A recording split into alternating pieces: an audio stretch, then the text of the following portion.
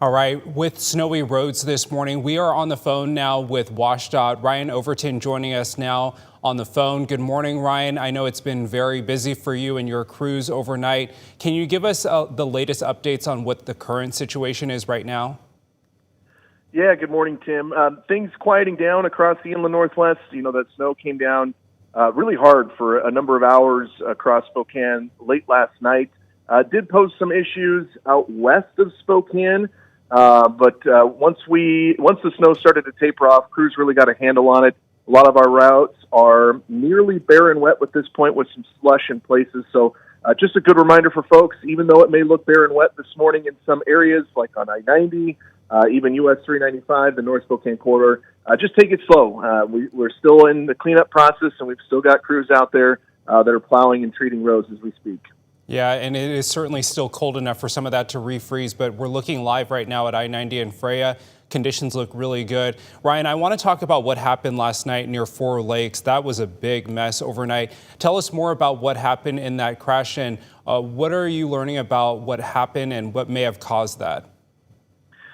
Yeah, I'll leave a lot of the details up to the Washington State Patrol and our partners over there as far as what happened with the crash. All I know is that there were two semi-trucks involved, and there was a minor diesel spill, and it happened just west of the Four Lakes interchange, and it was blocking I-90 for several hours. Occurred sometime around 8 p.m. and then cleared up just after 11:30 p.m. or so. But what we actually ended up seeing was a lot of cars that were trying to travel backwards because the road was blocked. So they were traveling in the opposite direction down the shoulder of the road, and it ended up blocking a lot of the emergency vehicles that were trying to get to the scene, the tow trucks. And so it actually ended up taking us longer to be able to clear the roadway because there were people traveling in the opposite direction, and we couldn't get those emergency vehicles through.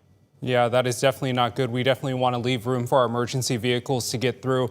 Ryan, when conditions like this was a snow squall. Snow squalls are, not everyone knows what that is, but these are really instant. So when people see something like this, what are you telling drivers right now in terms of driving for conditions?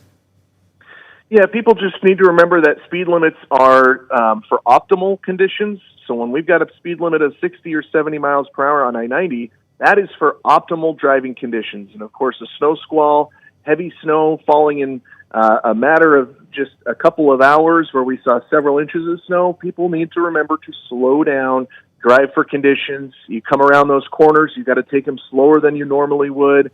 Your stopping distances are much longer. But just remember, the safest place to be is actually behind our plows.